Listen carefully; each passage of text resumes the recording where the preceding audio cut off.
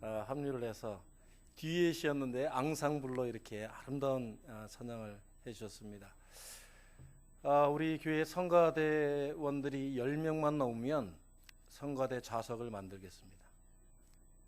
교회에 없어졌던 성가대 좌석을 만들어서 하나님 앞에 찬양하는 것이 우리 성도들의 본분임을 다 깨닫는 그런 교회가 되도록 하겠습니다.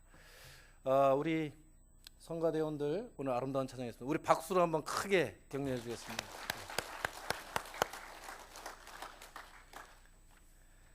오늘 성령 강림 후 첫째 주일입니다. 성령 강림절 지난주에 저희가 지내고 이제 성령 강림 후에 우리가 어떻게 살아갈 것인가 이에 대해서 이제 고민이 시작되는 그런 주간입니다. 지난주에 성령을 받는 것은 어떤 것이다 라는 것을 우리가 깨달았다면 이제 성령을 받은 사람들로서 살아가야 되는데 우리가 어떻게 살아갈 것이냐 하는 거죠. 여러분, 예배가 뭐라고 생각을 하세요? 여러분, 예배 드리러 온 것이 뭐라고 생각을 하세요? 첫 번째는 하나님을 만나 뵈러 나오는 것이죠. 그죠? 하나님을 만나 뵙고, 그리고 하나님의 말씀을 듣고 자신의 삶을 깨닫는 것입니다. 하나님의 말씀만 듣고 쇠기의 경읽기 같이 이쪽 귀로 하나님의 말씀을 듣고 이쪽 귀로 그냥 나가게 내버려 두면 뭐가 돼요? 그것은 형식적인 예배라고 하죠. 그냥 예배에 내가 참석한 것이지, 예배를 드리고 말씀을 듣고 내가 변화되어 새로운 사람으로 하나님이 바라고 원하시는 그러한 인생으로 내가 내 삶을 개혁해 나가지 못한다면, 바꿔 나가지 못한다면 그것은 예배를 온전하게 드리는 것이 아니라 그냥 우리 한국 사람들이 얘기하듯이 예배 보러 오는 거죠. 예배 보러. 그죠? 진정으로 예배를 드린다 할 때는 내가 내 삶에서 하나님께서 주신 그런 소산들을 가지고 가서 하나님께 제사 드리는 향기로운 제물로 드리는 그런 것도 포함이 되지만 내 몸과 마음과 영혼을 온전히 하나님 앞에 다 내어드리는 거예요. 그래서 제가 하나님의 사람으로 이제 변화받아 살겠습니다, 이런 결심이 녹아져 있어야 진정한 예배가 된다, 이런 말씀입니다. 할렐루야. 네. 미국 교회에서 어느 부부가 예배를 처음 드리러 이제 새로운 교회를 갔어요. 새로운 교회를 가가지고 미국 교회에서 예배를 드리고 그 부부가 이제 집으로 돌아오는 길에 아내가 남편한테 물었습니다. 여보, 오늘 목사님 눈 색깔이 어떤지 봤어요? 그러니까 이 남편이 껄껄껄 웃으면서 대답을 합니다. 목사님이 기도하실 땐 눈을 감아서 못 봤고, 목사님이 설교하실 때는 내가 눈을 감아가지고 못 봤어요.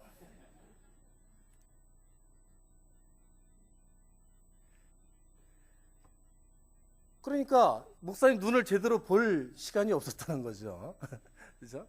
그러니까 예배를 정말 드리러 가는 것이 아니라 예배를 보러 오는 신자들이 많다 합니다.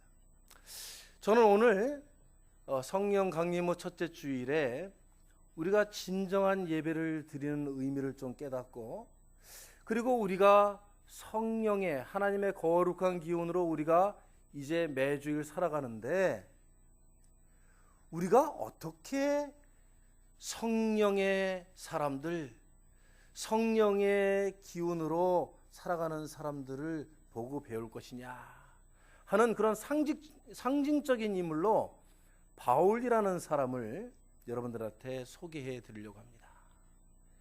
사실 오늘 설교 본래의 제목은 가장 가치 있는 인생이라는 제목이에요. 우리가 예배 드리러 오는 그 목적도 와서 우리의 인생을 하나님의 말씀이라는 거울에 우리를 비춰보는 거예요. 그리고 우리가 하나님께서 바라고 원하시는 모습이 아니라면 우리가 하나님의 기운을, 하나님의 뜻을, 하나님의 말씀을 내 삶 속으로 받아들여서 흡수해서 내가 하나님의 거룩한 영으로 살아가는 사람이 될 수 있도록 결단하는 것이라는 말씀입니다. 이 바울이라는 사람은 이 세상에 많은 훌륭한 위인들이 있지만 정말 이 세상에서 가장 가치 있고 존귀하고 아름다운 책인 이 성경 전서의 상당 부분을, 약 3분의 1에 해당하는 부분을 그가 친필로 기록하고, 그리고 하나님의 아들 예수 그리스도가 어떻게 살다 돌아가셨고 어떻게 나의 인생을 변화시켰고 어떻게 하면 우리가 세속에 찌들어서 세속이 시키는 대로 세속의 눈을 가지고 살지 아니하고 거룩한 하나님의 영으로서 사는 방법을 우리들에게 가르쳐주고 보여주고 증거한 위대한 인물입니다. 이 사도 바울은 여러분들이 잘 알다시피 가말리엘 문화에서 수학을 했다, 이렇게 성서에도 나오죠. 가말리엘이 뭡니까? 가말리엘 문화생이라고 그러니까 뭐 가마를 만드는 그런 회사의 직원이었나 보다, 그런 사람들도 있는데, 그게 아니고 가말리엘이라는 사람은 사람의 이름이에요. 그 사람은 이런 헬라 문학자, 히랍의 문학에 아주 정통하고 유명한 그런 학자였습니다. 그래서 그 사람은 예루살렘 성내에서 모든 사람들이 다 존경하고 떠받드는 그런 사람이었고 바리새의 지도자였어요. 그런데 이 바울이라는 사람은 본래 이름은 사울이었는데 이 사람이 그 사람의 수제자쯤 됐다고 합니다. 그러니까 얼마나 유대교에 철저하게 교육을 받고 훈련받고 그리고 촉망받는 지도자였겠어요. 그런데 이 사울이라는 사람이 예수 그리스도를 만나고 변화되기 시작했습니다. 그런데 이 사울이 예수쟁이들, 예수를 따르는 우리들, 예수를 증거하는 사람들을 잡고 때로는 고문도 하고 돌로 쳐서 죽이고 그랬잖아요. 스데반 집사가 하나님의 말씀을, 하나님의 나라를 그가 바라보며 죽을 때에도 거기에 사울이 있었다. 그런데 우리는 이 사울이라는 사람이 과연 어떻게 변화되게 되었는가를 잘 봐야 합니다. 이 사울이라는 사람이 그냥 예수 그리스도의 그 말씀이 훌륭해서 그가 거기에 예수 그리스도를 믿는 자로 개종을 한 게 아니에요. 우리는 바울의 인생이 정말 어떤 훌륭한 학자로서 아니면 자기 자랑하는, 자기가 우쭐하는 그러한 인물로서 그냥 역사 속에서 사라져 버릴 수 있는 그런 사람이었는데, 이 세상에서 가장 가치 있는 삶으로 어떻게 변화됐는지를 깨달아야 한다, 이런 뜻입니다. 그것은 바로 예수 그리스도의 사상이 히랍의 사상, 헬라 문화보다 뛰어나서도 아니고, 예수 그리스도가 가말리엘이라는 그 교사보다도, 그 선생님보다도 더 훌륭한 가르침을 가지고 있었어도 아니고, 예수님이라는 사람들의 무리가 더욱더 커져가지고 유대교인들을 다 이길 수 있는 그런 세력이 커져서 예수를 따르기로 한 것이 아닙니다. 예수 그리스도를 바울이 다메섹 도상에서 만나고 그 앞에 무릎 꿇고 꼬꾸라지고 자기의 인격이 변화된 것은 바로 구제불능인 자기의 인생을 끝까지 포기하지 않으시고 사랑하시는 예수 그리스도의 그 끝없는 사랑을 깨달았기 때문입니다. 할렐루야.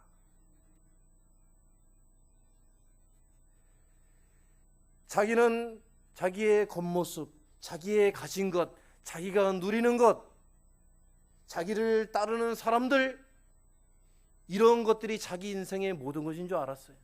그것이 인생의 가치인 줄 알았다 이거예요. 자기가 훌륭한 박사학위를 가지고, 자기가 돈이 많고, 자기가 좋은 집에서 살고, 좋은 차를 타고 다니고, 자녀들을 잘 교육시키고, 세상 사람들이 나를 인정해주고, 이런 것들이 자기 인생의 진정한 가치라고 생각하며 사는 사람들이 대다수 아닙니까? 오늘 그런데 이 사울이라는 사람은 그것들이 아무것도 소용없는 것임을 깨닫게 되었다. 예수님의 그 사랑의 빛에 자기를 비춰보니까 자기는 정말 아무것도 아닌 존재, 자기는 훌륭한 학문을 배웠다고 했지만 다른 사람을 위해서 자기의 목숨도 내어놓지 못하고 나만을 아는 그런 사람, 철저히 나 중심적으로 살아가는 사람, 철저히 다른 사람들의 입장을 고려하지 않은 그러한 못나고 구제불능이고 정말 하나님 앞에 설 때에 쓸모없는 인생임을 자기가 깨달았다는 것입니다. 그러한 자기를, 그 예수 그리스도를 따르는 사람들을 죽이고자 달려가서 잡으려고 하고 학대했던 그 이 죄인을 예수님께서 찾아오시고 만나주시고 그 예수님이 자기를 용납하여 주시고 예수님의 손으로 건져주심을 사도 바울은 깨달았다 이것입니다.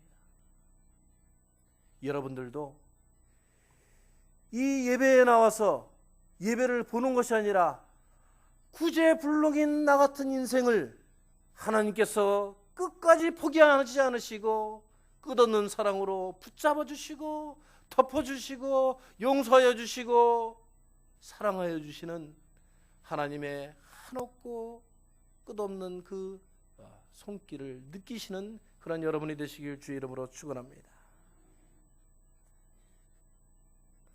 그래서 이 바울은 사도행전 1장 8절에 이렇게 말씀을 합니다. 오직 성령이 너희에게 임하시면 너희가 권능을 받고 예루살렘과 온 사마리아와 유대와 땅끝까지 이르러 내 증인이 되리라 하신 예수님의 말씀을 자기 삶의 목표로 삼은 거예요. 성령이 너희에게 임하시면, 우리가 만약에 성령의 사람이 되면, 성령을 우리가 체험하게 되면, 하나님의 그 크신 사랑을 깨닫게 되면 그 앞에 굴복하고 엎드리고 내 모든 것을 다 내어놓고 주님 앞에 나와서 결심을 하게 됩니다. 주님, 이제부터는 내가 목적이 있는 삶을 살겠습니다. 푯대를 향하여 그리스도 예수 안에서 하나님이 위에서 부르신 그 상급을 위하여 내가 다른 박질 치겠습니다 하고 맹세하면서 복음의 증언자로 살아가기로 결심하는 사람들이 된다 이겁니다. 그냥 나만 성령 받았으니까 이제 그 성령의 은혜에 족합니다. 감사합니다. 하나님 땡큐. 그리고 끝나는 삶이 성령이 임한 삶이 아니고 사도 바울과 같이 그 성령을 체험했으면 이제 내가 새로운 삶의 목표를 세우고 다른 박질 치겠습니다. 이렇게 변해야 된다는 거죠.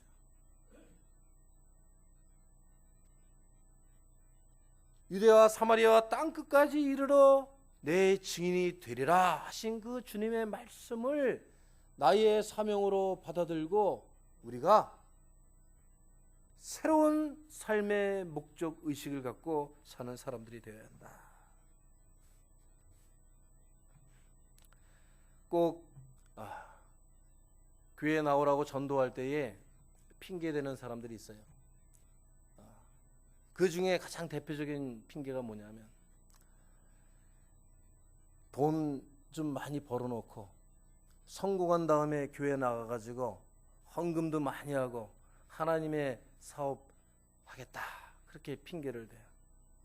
돈 많이 벌어서 큰 선교를 하겠다. 듣기에는 좋은 말일지 모릅니다.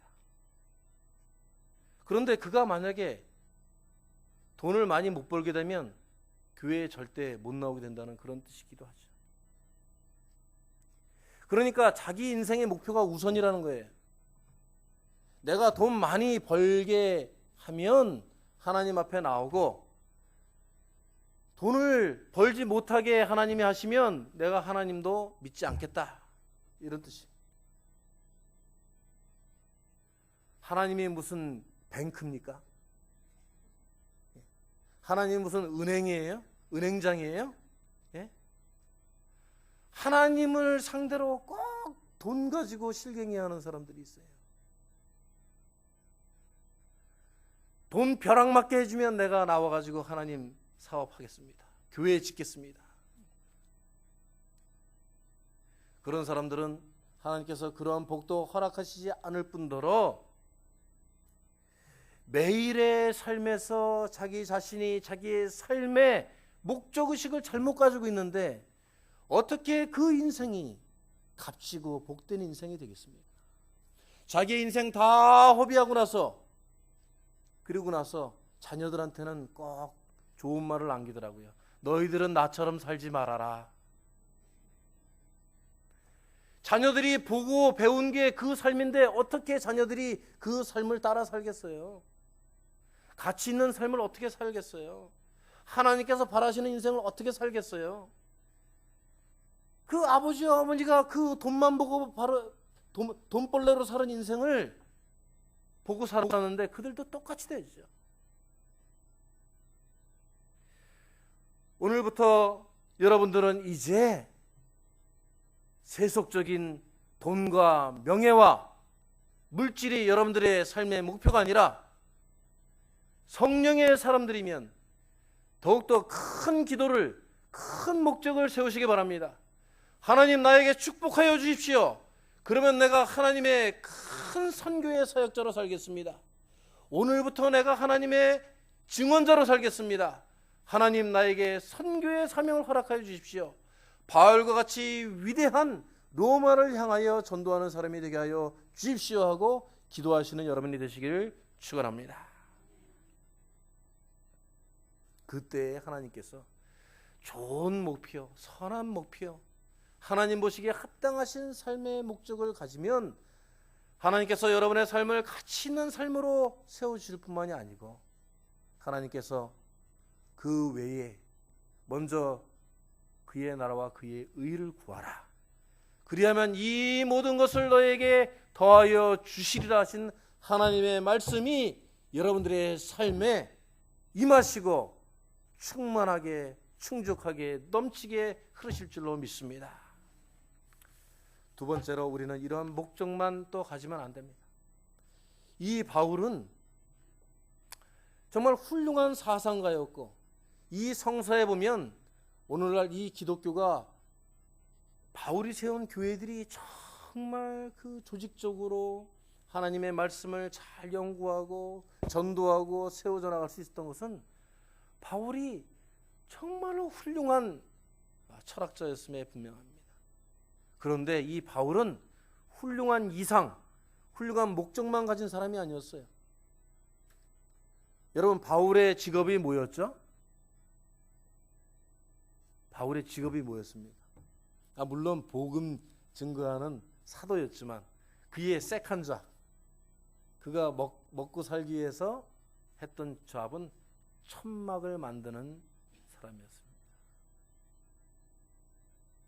여러분 생각해 보세요. 바울에겐 안질이 있었어요. 정말 하나님께서 가시와 같은 그런 아픔을 자기에게 줬다고 성서에 기록하고 있습니다. 안질이 있어서 눈도 안 좋은 그 사도 바울이 천막을 만드는 일을 밤새도록 하면서, 여러분 천막 만드는 게 요즘처럼 자봉신 갖다 놓고 도라락 박는 그런 천막이 아니고, 옛날 천막은 뭐예요? 예? 다 손으로 찔러서 한 올 한 올 기어야 되는 겁니다. 손이 다 해지도록 밤새도록 일하고, 또 나가서 하나님의 말씀을 증거하고, 또 매 맞을 것 같으면은 바구니에 달려가지고 도망치고, 가지고 있던 거 다 버리고 만들던 천막 도구까지 다 집어던지고 쫓겨다니고 했던 게 바울의 최종 목적은 오늘 로마서에서도 말씀하고 있듯이 그가 죽음을 각오하고 필사즉생, 그가 죽기로 각오하면 하나님께서 살려주실 것이라는 그 약속을 믿고, 그는 세계의 중심인 그 당시 모든 무역과 종교와 정치와 철학과 경제 문화의 중심지인 로마를 향하여서 그가 달려가기로 한 거예요. 그는 사도행전에서 보지만은 많이 풀려날 수 있는 기회가 있었습니다. 또 로마의 시민권을 가지고 있는 사람이었습니다. 그를 보호해 주려고 하는 그 로마 군인들도 있었어요. 그런데 그는 끝까지 내가 총독 황제에게 가서 심판을 받겠다, 재판을 받겠다, 그렇게 스스로 청원하여서 파산당하는 배를 올라타고 가서 로마를 전도한 위대한 실천가였습니다. 우리가 목적만 가지는 것이 아니라 실천을 해야 된다는 것이에요. 어렵고 힘들고 고단하고 손해보고 오해받고 내가 뼈를 깎는 아픔이 있더라도 하나님의 뜻을 위하여서, 하나님의 복음을 위하여서 내가 투자해야 한다는 것, 내 인생을 내어 바쳐야 된다는 겁니다. 그래야 값진 인생이 된다는 거예요. 할렐루야. 제가 전에 섬기던 교회에 빈집사님이라는 분이 있어요. 빈집사. 여러분 빈씨 들어보셨어요? 예, 빈. 정말 성도 참 희한하죠. 빈집사님이에요. 처음에는 저는 장난하는 줄 알았어. 뭐가 비었어? 그런데 그분은 그 성함만큼이나 참 자신을 잘 비운 분이세요. 정말 자기가 큰 사업을 하지 않는데도 교인들을 위해서, 이제 한국은 우리 찬송 성경이 다 바뀌었잖아요. 정말 많은 오랜 기간 동안 모든 교단의 신학자들과 목사님들이 다 모여서 이제 조금 더 연구를 많이 한 그런 내용으로, 좀 더 알아듣기 쉬운 내용으로 찬송 성경을 다 바꿨습니다. 이분이 자기가 사업해서 벌은 돈에 10분의 1도 아니고 5분의 1을 띄워가지고 전 교인들에게, 1,500명이 넘는 교인들에게 찬송 성경을 다 선물했습니다.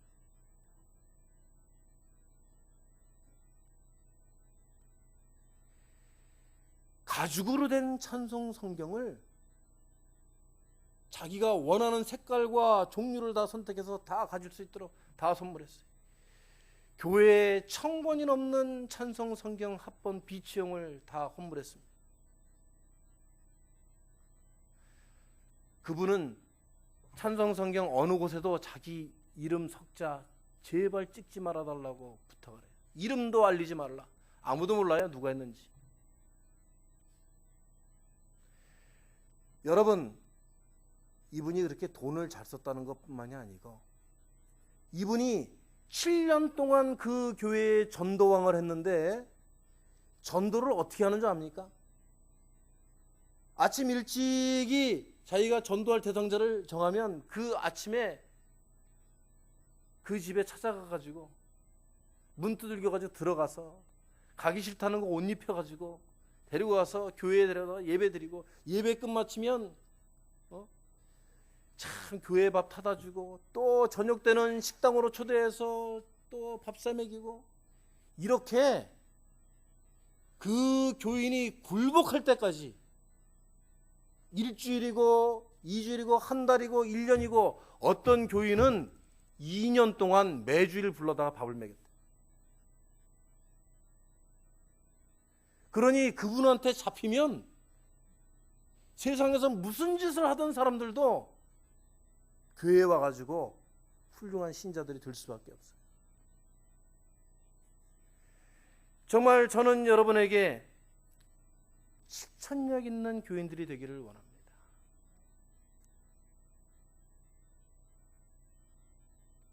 요즘 한국 백화점에서는 고객 만족, 옛날에는 고객 만족을 지키자, 고객 만족 캠페인을 벌리고 그랬죠. 요즘에는 무슨 캠페인 하는 줄 아세요? 한국 백화점이나 회사들이? 예? 고객 졸도 캠페인을 합니다. 고객을 감동시켜가지고는 안 되는 거예요. 이제는 고객이 졸도할 때까지, 너무 감동해가지고 뒤로 넘어질 때까지 그냥 인사도 황송하게 그냥 허리를 굽혀서 하고, 뭐 말할 때마다 그렇습니다 고객님, 그렇습니다 고객님.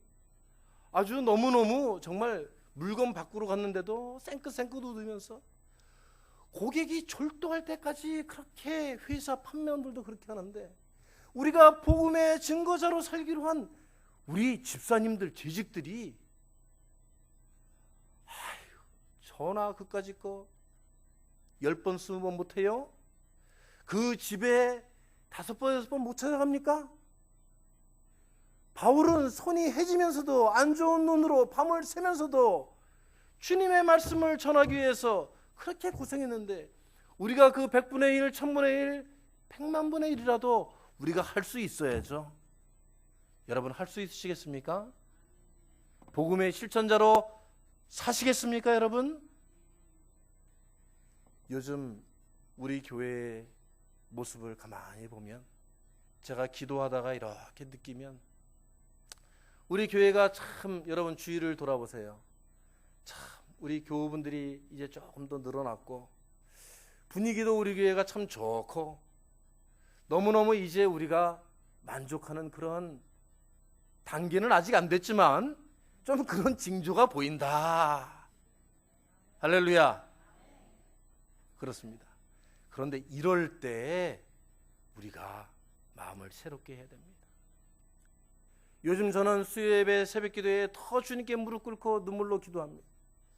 우리가 이제 이 정도를 가지고 우리가 됐다 하면 안 돼.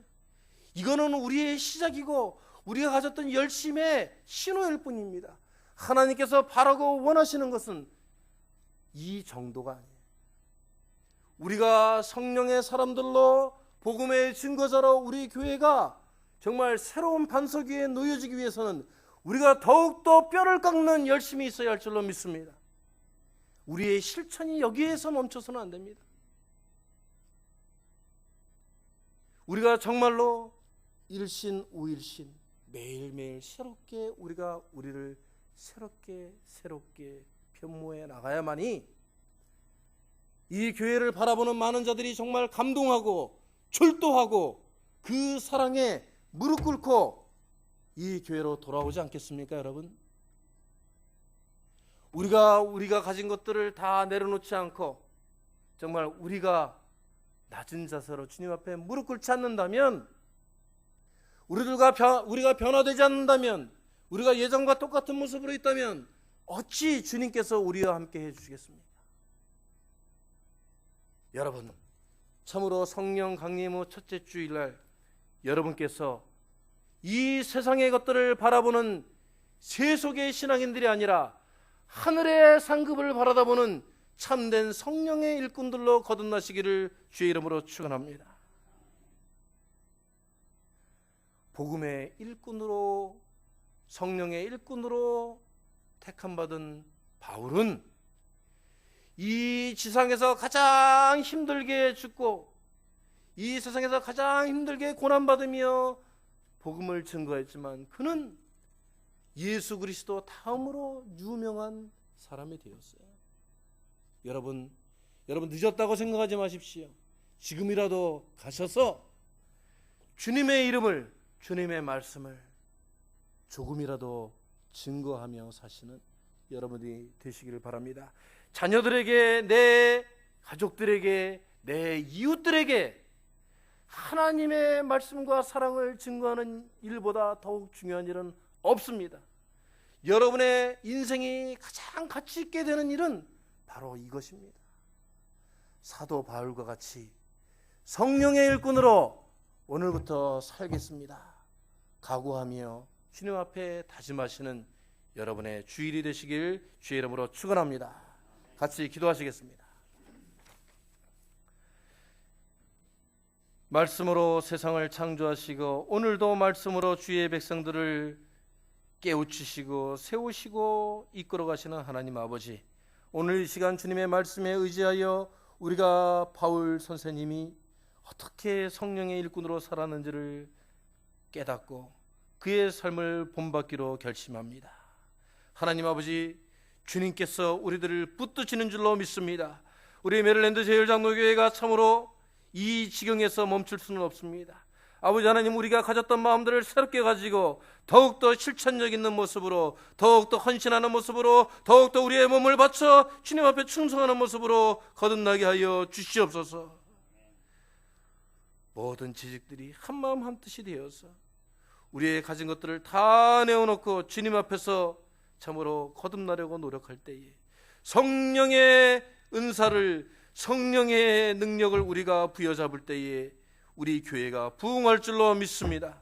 우리들의 가진 것, 우리들이 누리는 것들을 이제 가지고 자랑할 것이 아니라 하나님 아버지, 이 메릴랜드 제일장로교회가 참으로 주님의 영광을 나타내며 하늘의 큰 일을 할 수 있는 교회로 세워주십시오 하고 간절히 주님 앞에 무릎 꿇고 부르짖는 이 메릴랜드 제일장로교회가 되게 하여 주시옵소서. 우리들에게 그때에 주님께서 하늘의 복으로 채워주시고 주님 능력의 팔로 붙잡아 이끌어줄 줄로 믿사오니 우리들과 함께하여 주시고 성령 안에서 저희들이 새 용기를 얻게 하여 주시옵소서. 모든 말씀 예수 그리스도의 이름으로 기도하옵나이다.